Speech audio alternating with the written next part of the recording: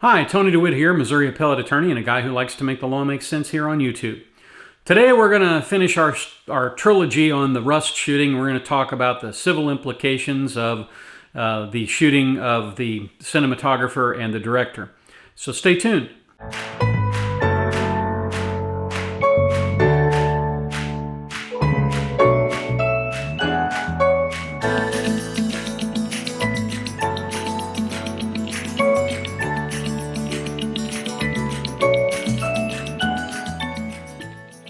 A lot of times people make assumptions that just because something bad happens, there will be a lawsuit, and a lawsuit will result in a serious payout of large amounts of money.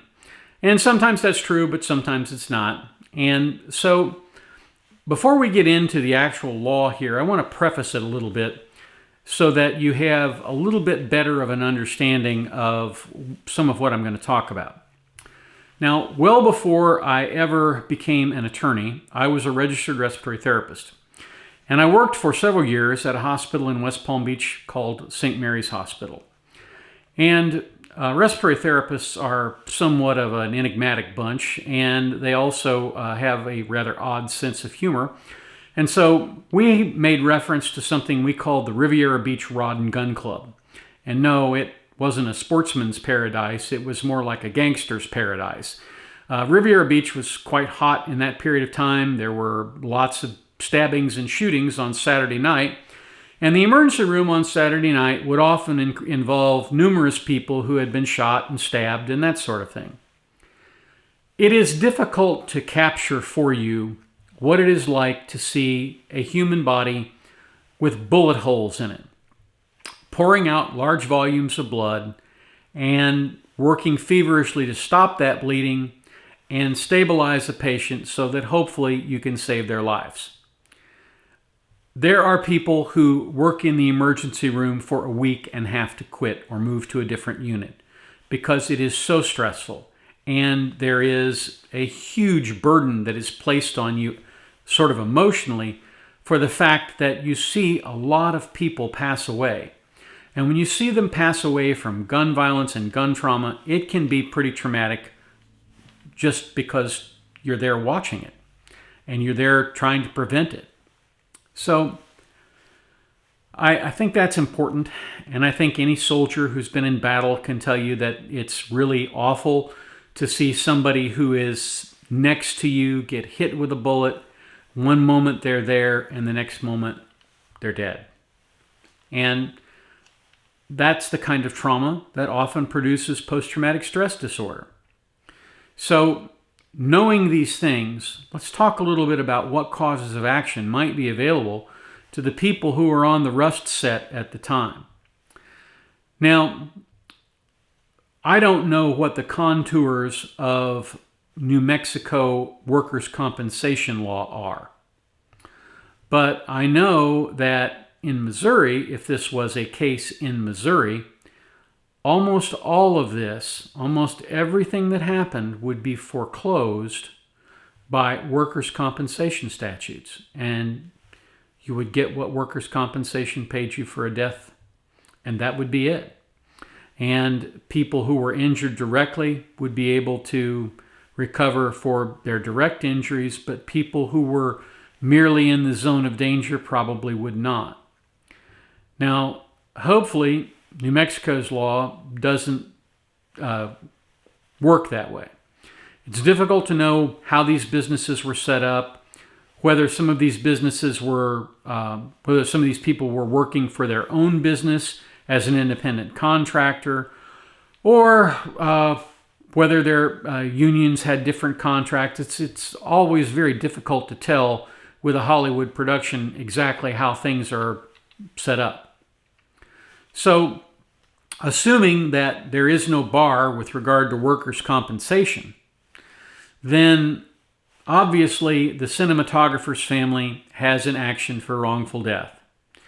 And they have an action for wrongful death both against Mr. Baldwin and his production company. I believe it's called Rust LLC. Both of those entities could be sued, and I think you could make a pretty good case that this was a negligent homicide and that the fault lies with the company for not having good safety practices. And the award would be whatever a jury would award. Hopefully there would be insurance in play, and the insurance would take care of whatever damages might be assessed. But in addition to the cinematographer, the director would have a cause of action for being shot and wounded. He could certainly get his medical costs. He could certainly get an amount of money for pain and suffering, disfigurement, and possibly disability if indeed he will wind up being disabled as a result of this. And then in some of the reports, I've seen the fact that there was a cameraman in a dolly above the cinematographer. And the cinematographer was watching on a monitor what the cameraman above her was filming or was getting ready to film. And that individual, no doubt, heard the gunshot, heard the impact from the gunshot, and saw the trauma. He is what lawyers would say was in the zone of danger. He was immediately close enough to be traumatized by what happened. And so he might very well have a cause of action for negligent infliction of emotional distress. Now, there's an interesting little wiggle with regard to negligent infliction of emotional distress. In order to progress on that claim, he's going to have to go and seek counseling. He's going to have to engage in some medical remediation to prove indeed that he was damaged and that he should be awarded some kind of compensation. But hopefully he would do that anyway. You can't watch someone be killed that closely and not be changed by it. I don't see how anybody could do that. I worked in the hospital for years, and there were still days when I had to go home and have a conversation with a friend or a buddy and try and work through what I had seen in that particular day. And it can be quite tough. It's hard on people seeing other people die. If you haven't seen that or you haven't experienced that, God bless you. I hope you never do. But it is quite taxing. It's just awful. There's no way around it. So, my point in all this is there are multiple causes of action.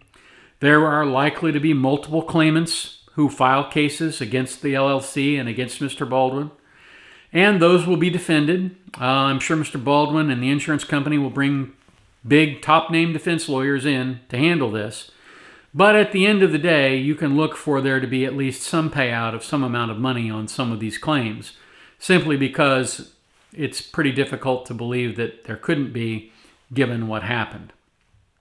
So that's not an in-depth review of this particular area of the law, and because we don't know very much about what happened at this point, I can't go into other potential causes of action. But what I can say is that this was a tragedy. It was avoidable. If people had been practicing gun safety and doing it right, this is a tragedy that would never have occurred. And that is what makes it the tragedy that it is. It should never have occurred.